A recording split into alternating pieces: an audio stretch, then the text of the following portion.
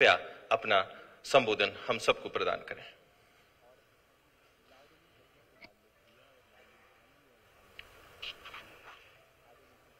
Bharatiya Janata party के संकल्प पत्र का विमोचन करने हमारे सौभाग्य से पधारे हुए हमारे राष्ट्रीय अध्यक्ष श्रीमान जेपी नड्डा जी, आदरणीय अध्यक्ष जी मध्य प्रदेश विष्णुदत्त शर्मा जी, मेरे सहयोगी मित्र सिंधिया जी, प्रहलाद जी, अश्विनी जी, फग्गन सिंह जी, बहन कविता जी और मित्रों, कांग्रेस ने टिप्पणी की कि ये नरक चतुर्दशी के दिन भारतीय जनता पार्टी अपना संकल्प पत्र क्यों ला रही है। कांग्रेस को, कांग्रेस के नेताओं को भारत, भारतीय संस्कृति, हमारे जीवन मूल्य, इतिहास, इसका ज्ञान ही नहीं है। नरक चतुर्दशी के दिन ही भगवान श्री कृष्ण ने नरकासुर, जिसने 16,000 रानियों को कैद कर रखा था, उसका वध करके उनको मुक्त कराया था। तो ये बहनों की मुक्ति का दिवस भी है, उनके आत्मसम्मान और स्वाभिमान से जीने का दिवस भी है। लेकिन दिक्कत यह कि इतिहास की पूरी जानकारी रहती नहीं है।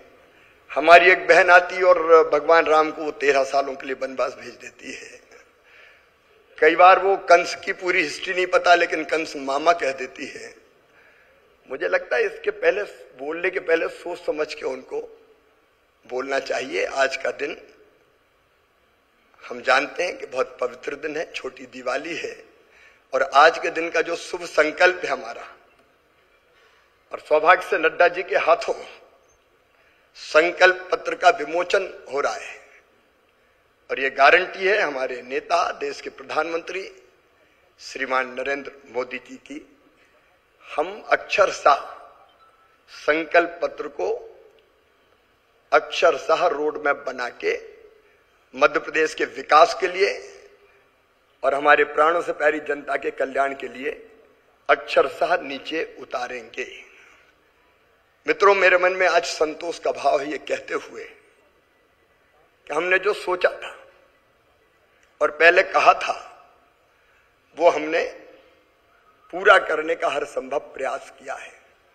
जो योजनाएं जन कल्याण की भी बनी, वो केवल कागजी योजनाएं नहीं थी। जनता की तकलीफ देख के, उनका दर्द और परेशानी देख के, और कई बार तो उनकी पंचायतें बुला के उनसे सलाह मशवरा करके हमने मध्य प्रदेश में कई जन कल्याणकारी योजनाएं बनाई। अगर हमने देखा था कि बेटियां कोख में मारी जाती है, बेटे ज्यादा पैदा होते हैं, बेटियां कम पैदा होती है, तब लाडली लक्ष्मी जैसी योजना अस्तित्व में आई। बहनों के राजनीतिक सशक्तिकरण के लिए हमने, मध्य प्रदेश पहला राज्य था जहां 50% रिजर्वेशन स्थानीय निकायों के चुनाव में अपनी बहनों को देने का काम किया। शायद मध्य प्रदेश पहला राज्य था जिसने 30% पुलिस की भर्ती में आरक्षण किया, 50% शिक्षकों की भर्ती में आरक्षण किया। लाडली लक्ष्मी, उसके बाद रिजर्वेशन, उसके बाद संबल जैसी योजना, लाडली बहना, और लाडली बहना से अब लखपति दीदी तक का सफर महिला सशक्तिकरण का एक सचमुच में बहुत सशक्त सफर है, और जिसको मैं कह सकता हूं कि मेरे मन में भी व्यक्तिगत रूप से बहुत संतोष है कि हम बहनों के सशक्तिकरण के लिए इतना काम कर पाए। हमने देखा था बचपन में किसान की फसलें बिना पानी के सूख जाती थी, तो खेत में पानी देने के लिए सिंचाई को हमने हमारी प्राथमिकता में सबसे ऊपर रखा।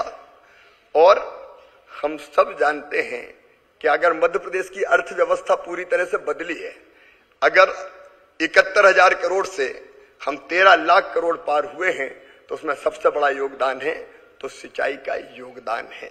शानदार सड़कों का जाल हो, या बिजली का उत्पादन हो, या फिर फ्लोटिंग सोलर पावर प्लांट लगाना हो, मध्य प्रदेश ने कई पहलें अपनी तरफ से की है। 15-16% के ब्याज से घटा के 0% ब्याज करना हो, या किसानों को प्रधानमंत्री जी की किसान सम्मान निधि के साथ मुख्यमंत्री किसान कल्याण योजना के अंतर्गत राशि देना हो, प्रदेश की भारतीय जनता पार्टी की सरकार ने किसानों को भी सशक्त करने का काम किया है। गरीब कल्याण के लिए चाहे जमीन के पट्टे हो, पक्का मकान हो, इलाज की व्यवस्था हो, चाहे बच्चों की शिक्षा का इंतजाम हो। मैं एक पहल का केवल और उल्लेख करूंगा, वो है सीएम राइज स्कूल। हमारे बच्चों को उच्च गुणवत्ता की शिक्षा देने के लिए हमने कल्पना की, और कोविड काल में हमने की थी कि बच्चों को अच्छे स्कूल चाहिए। अभी सीएम राइज स्कूल प्रारंभ हो रहे हैं, लेकिन हर 25-30 किलोमीटर के दायरे में भविष्य में सीएम राइज स्कूल हो, ताकि हम बच्चों को, गरीब बच्चों को भी, किसानों के बेटा बेटियों को भी उच्च गुणवत्तापूर्ण शिक्षा हम देते रहे। शहरी विकास हो, चाहे ग्रामीण विकास का मामला हो, निवेश लाना हो, चाहे टूरिज्म हो, भारतीय संस्कृति का पुनरुत्थान करने का सवाल हो।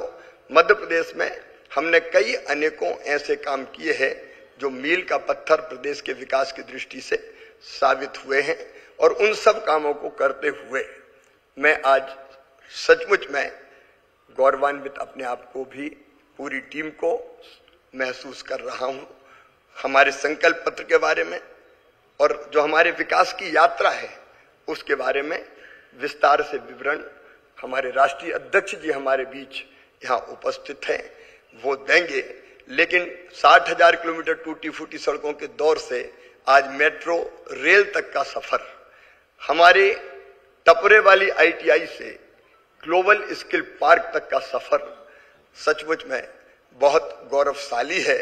और आज मध्य प्रदेश जो कभी बीमारू और पिछड़ा कहलाता था, आज हम विकसित मध्य प्रदेश बने हैं, और प्रधानमंत्री जी और केंद्र सरकार की कई योजनाओं में आज मध्य प्रदेश नंबर 1 है।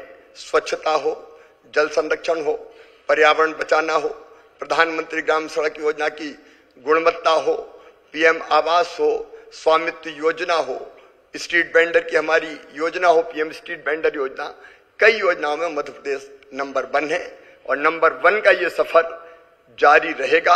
और आज फिर हम संकल्प लेते हैं कि मध्य प्रदेश को देश के सबसे विकसित राज्यों में से एक राज्य, और मैं तो कहूंगा नंबर 1 का राज्य बनाकर ही हम चैन की सांस लेंगे।